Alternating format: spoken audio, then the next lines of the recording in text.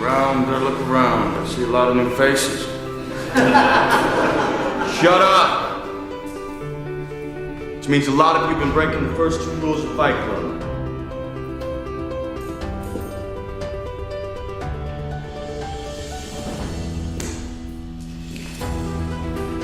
I've seen Fight Club the strongest and smartest men who've ever lived.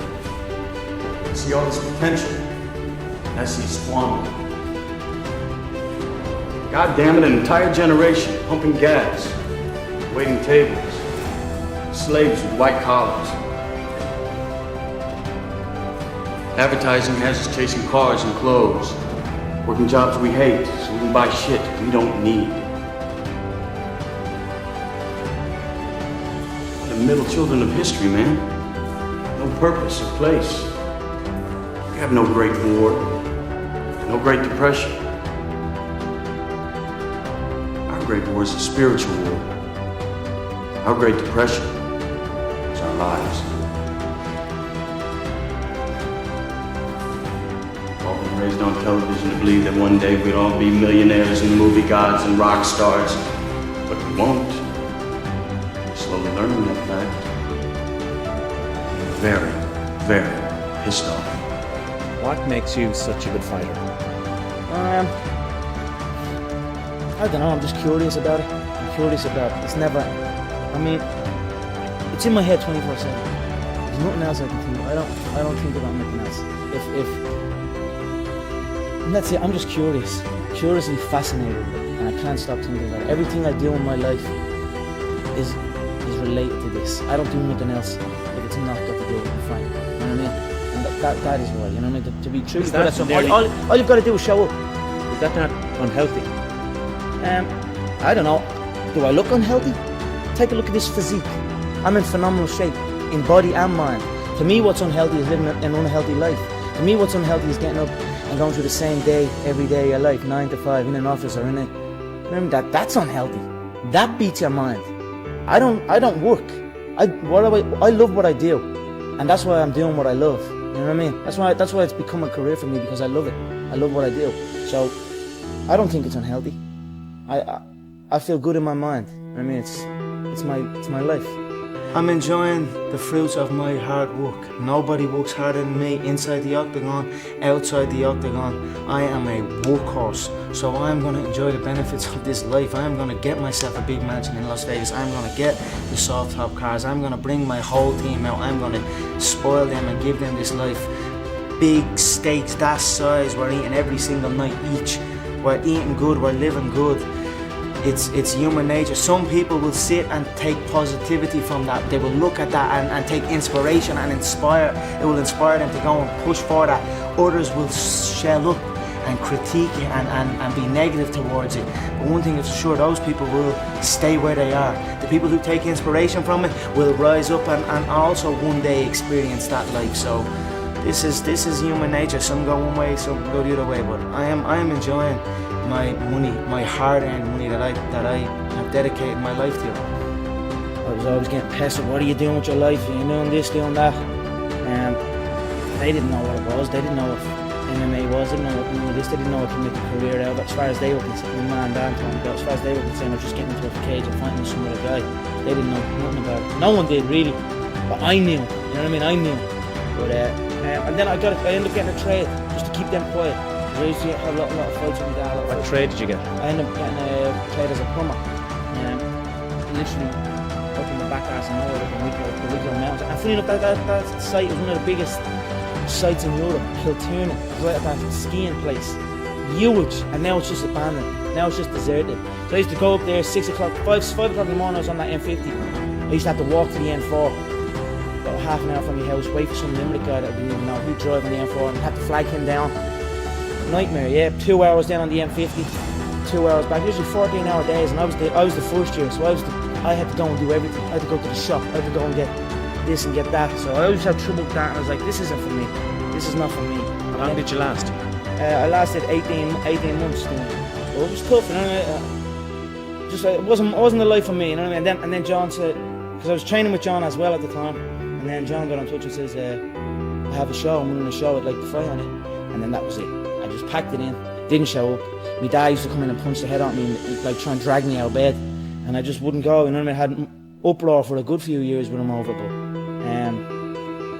and that was it. I just packed it in, quit, and then focused on training. And that's I knew what was going to happen. I knew I was going to get here. They didn't. There was a lot of stressful years. You know what I mean? A lot of tough times. But I proved them wrong. I proved myself right. I cannot put one thing on it, John. I just love this life that I have created. I love this business. I enjoy work. I don't want to be anywhere else but here. So every day I am enjoying myself. I wake up every day, I pinch myself. I want to see the room I'm sleeping in. I want to see the bed I'm sleeping in. I want to see the home that I am living in. There's an elevator in the home. So I'm on the third floor and I go out, click the button, and it goes from the third floor to the first floor. I open up the elevator and I go and eat some breakfast, and then we go stretch out in the sun, and we have a big pool, a jacuzzi. Look, I'm just enjoying the fruits of my hard work. Gratitude is one of the most strongest forms of power in attracting good things. You know, if you truly feel grateful for the things in your life, I always felt grateful for even the small things. I always used to celebrate the small things. Now I might be celebrating the bigger things, but I always celebrate every little good thing that would happen to me in my life, even before I had any kind of money or any of that. I would celebrate and I would feel grateful for it, and it just gave me more. And this is exactly the same thing that's happening right now. I still remain grateful, and more comes.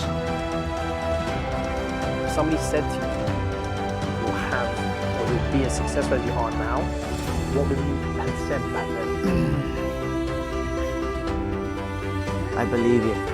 That's what I would have said. Because I did believe. I believed in it. I had very few people who told me that. I had a small group of people that would tell me something like that. Other than that, it was just me telling myself.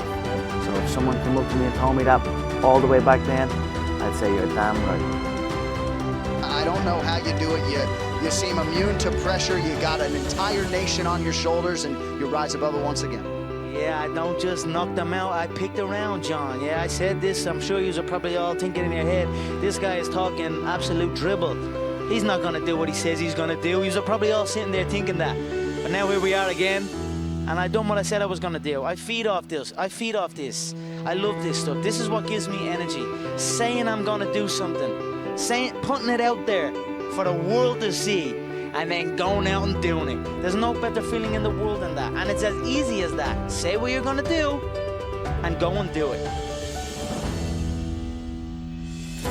When you're chasing your dream, and when you're working hard, chasing something you love, and completely dedicated, it just happens. You can't really notice it. You know, even still to this day. I'm in an amazing position in my life, but I'm still working like I'm not.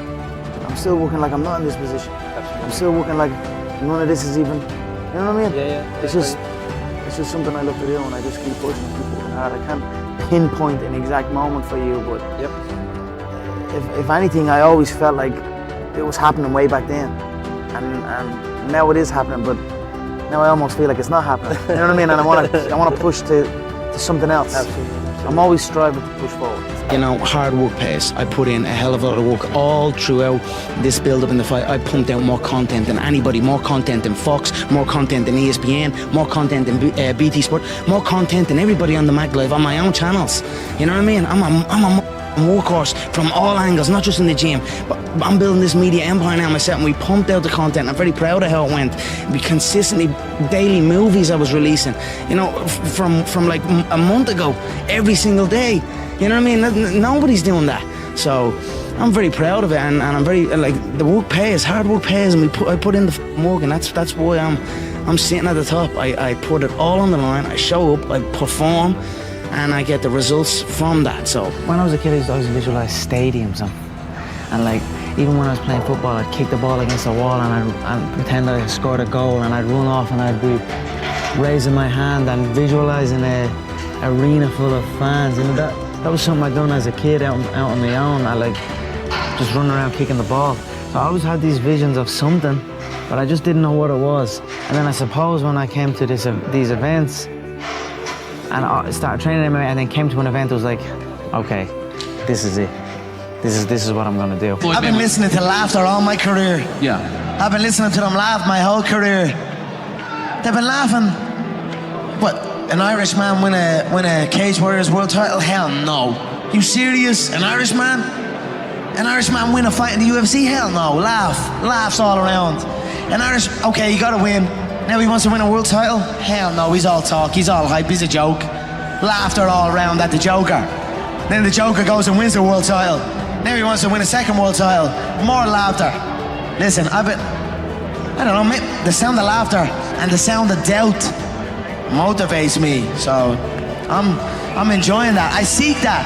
I don't feel no doubt or I don't feel that going and fighting any of these other UFC bums right now. They need to rise up. Right now they're down there. I've got this situation where people are truly doubting me like they doubted me at the very, very beginning. And that's motivating for me. That's what's going to drive me to the gym when I need to go to the gym.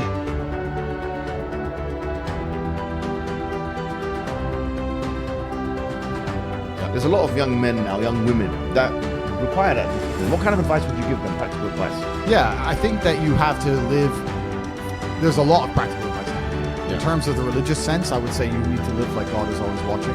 You may have the opportunity to do something bad, or you may have the opportunity to steal some money or snake somebody, but in the end, you're going to pay for that, and the bill will be paid. I think if you do the right thing, in my experience, if you're a person who does the right thing, firm handshake, is on time, doesn't lie to anybody, does what he's supposed to do, is honest with a good heart, is genuinely polite to everyone he meets. If you are that person, you get very far in life. I've yet to meet people who just do all the simple things right, who completely fail at life. But I've met a lot of people who snake or steal some money and they get really rich, then they lose it all, or they get rich and end up a gambling addict or depressed, or etc. If you want a good society, so then you have to argue and sit and say, do these people want a happy, functioning society, or do they want something else? I have to live the exact same life regardless of how I feel. So for me, happiness is not a good indicator on how life should be lived. You shouldn't wake up and say, how happy am I today? How does that affect how I act? That's not how I operate. I wake up and say, what must be done? What will allow me to be proud of myself? What will allow me to achieve? And those things will be done regardless of how I feel.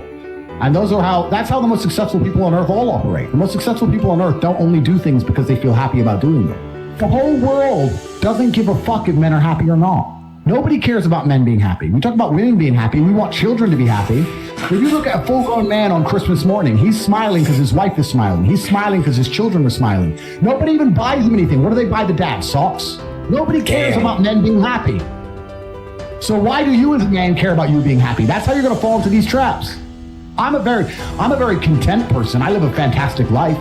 I'm not miserable or depressed. I'm not sad ever. But I don't wake up and go, I want to be happy today. No, sir. I wake up and say, okay, things must be done. And those things will be completed regardless of how I feel. Regardless of how I feel. You can lock me in a dungeon for an unknown amount of time in Romania, and I will still complete as many push-ups as I can possibly do. In the dark by myself. What else am I going to do? Sit there and be sad? Happy or sad? The push-ups must be done. It's called duty, it's called honor, it's called pride. If you had these things, you would never do dumb shit in the first place. So you have to just understand that God is always watching. He's going to reward you in the end. That's the first thing. And the second thing I will say is that you are the sum of the 5 people you spend the most time with, and you need to create your reality. I think the biggest problem with young people today is that they don't create their realities heavily enough. The people that they want to spend most time with aren't adding any value to their lives, and then they end up wondering why they don't get it. I stand in the mirror with a pure heart. I know I am the best version of me that could possibly ever exist. I know that God is proud of me. There's nothing that God hates more than sloth and laziness. If God were to create a man and that man were to sit around and do fuck all, God will frown upon you. It's why you're never lucky. If you're listening to this and you think I'm never lucky, I'll tell you why, because God dislikes you because you're fucking lazy. Start to work. Start to show God the beauty of his own creations. You'd be amazed how lucky you become. God is unhappy with these people. And inside their hearts, they're unhappy. We talk about depression, anxiety, all those things you mentioned to me earlier on this podcast. That comes from self-loathing. You loathe your own weakness. You loathe your own laziness. This is what all of these things are. It's so easy to win if you can control your own mind. But it seems that nobody fucking can. If you cannot control your own mind, then you are just a feather in the wind of life. Because your own mind is the only thing you can control. You can't control the weather. Right. You can't control other people. You can't even control whether your heart stops beating. You might have a heart attack tomorrow. You can't control anything besides what you think. If you cannot control your own mind, then you go through life with zero control, zero influence. You can't control anything. You're just a feather in the wind, waiting for life to blow you from happy place to sad place to happy place to sad place, completely hoping on the gods to be fortunate to you, because if any genuine discomfort comes your way, you're fucked. It is trained, like everything else in life. It is trained. So if you find yourself not appreciating what you have until it's gone, then you must blink and cure your brain. If you find yourself unable to focus or concentrate on tasks, you must blink and cure your brain. If you find yourself unable to go and dedicate yourself to something you don't want to do, you must blink and cure your brain. In the world we live in today, it's hyper competitive. And if you want to be the kind of man that has the choice of women to choose a good one, you need to be an excellent man. It's no longer acceptable for you to just be an average Joe or below average. You have to get up and you have to work hard, and you have to be smart and interesting, and you have to be charismatic and make some money and be in good shape, and you have to try very hard. And genuine masculinity is not out here to hurt people. It's absolutely the opposite. It's out here to protect. And when bad things happen, they call traditionally masculine men. If you need a firefighter, you need a masculine man. When you call the police because of the problem you have, you want masculine men. And as soon as a woman or a man is in trouble, when you look for backup, you look for masculine men. Masculine men have a duty to provide and protect those they care about. We have a duty to do things we don't feel like doing because we know we're supposed to do them. And that's why we stayed in the Titanic and died. Those were masculine men. Life as a man is exceptionally difficult. I say the most beautiful and the most terrifying thing about being a man is you're born without value. Society doesn't care about you. You're only going to be cared about based on how useful you are. You have the chance to build yourself up and become a superhero if you're prepared to do the hard work and be indefatigable enough to never quit. But if you're going to stand around and wait for a handout, nobody's going to ever respect you. And I think that a lot of people have forgotten about how difficult, how competitive it is as a man. We're always in constant competition with each other. And it's your duty as a man to stand up and say, I want to be as important and strong and good-hearted and God-fearing as possible, and I need to work hard to achieve those things. Look at it. That's how life should be. You should have a duty to your ancestors. I was instilled with a duty for a very long time to honor my ancestors to achieve. And I was told from a very young age that the only thing your ancestors are interested in is achievement. Even to this day, when I do podcasts, people repeatedly talk about my father. If I wasn't successful, he wouldn't be spoken about anymore. He died 9 years ago. And he was a good chess player, but no one's really that interested in chess. The reason he lives on is because I'm so monumentally successful that people are interested in my origin story, and he is mentioned. The reason I will live forever is because my son will be so monumentally successful that they'll talk about how he could have been such a perfect specimen of man, how he was raised, and they will mention me. If you give a shit about your ancestry, and if you give a fuck about your family, and you're not a selfish person, and you want them to exist out in the ether for reality, for the eternity of reality, it is your duty to be successful. A traditionally masculine man does things he doesn't feel like doing because it is his duty to do them. He charges into the building because it is his duty, not because he feels like it, because it is his duty. Men who do not control their emotions are dangerous. If you find a man who is stoic, he's not going to hurt people. He's going to sit and think about his actions very carefully, and he's going to be a good man who protects and provides for his family. You find a man who just acts out on impulse and does whatever he feels like, you're going to find a dangerous man. You need to be teaching stoicism. You need to be teaching young men to understand that the world is very, very difficult. It's hard to be a man. You're going to feel bad sometimes. You just suck it up and perform anyway.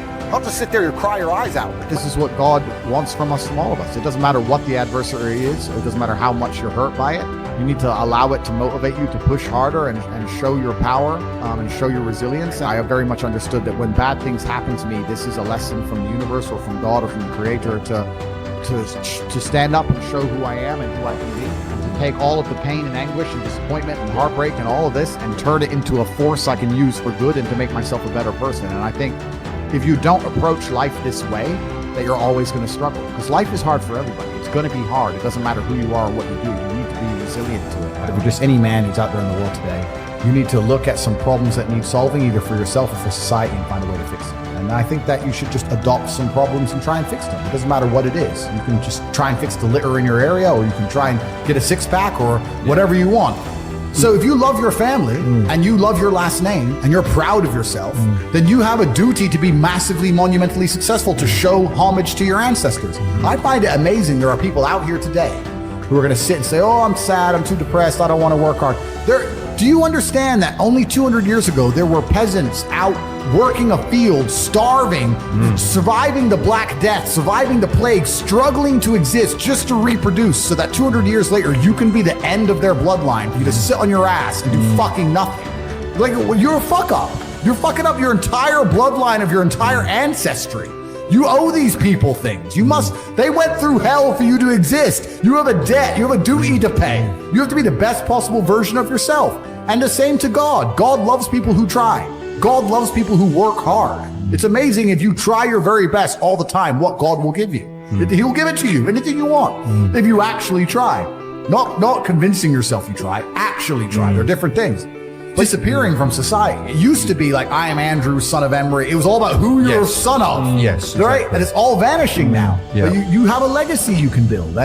And I love the fact that when I was growing up, when my dad walked into a chess tournament, people were scared because his name was said, and they were fearful of his last name. And now people are fearful of the last name again because of me, and they will be again because of my son. And this is the beauty of life as a man. And one of the most terrifying but also gratifying things of life as a man is that we're all born relatively valueless. I don't think women are born that way. A woman, if she's born, especially if she's attractive, has an innate value. People just want her no matter what. But as a man, if you're not an important man, nobody gives a fuck about it, and they're never going to care.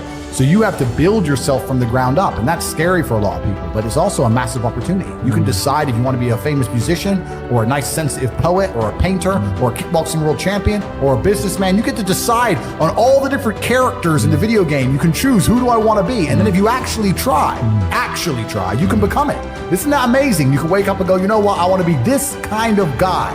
I knew who I wanted to be. I wanted to be the dude pulling up in the Lambo, 3 a.m, gets out. Everyone's like, who is this big, strong, rich dude? I wanted to be that man, so I became it. And if you don't want that, if you want to go be a musician and play guitar and get a bunch of chicks and chill in Bali and smoke weed, whatever, go, you can choose your character and build it. And there's also some universal constants. Like, a lot of people don't have the ability to understand the compounding effect of doing the right thing time after time. Even if you start a new business, you don't know what to do. I guarantee if you're always on time, if you're a builder and you're always on time, take the basic shit, just be on time. Yeah. Over time, you may think, oh, I'm just on time, no one notices. Trust me, across 10 years, that's the difference between being a successful builder and not being a successful builder. Just stick to the absolute basics and do the right thing and know what you're supposed to do.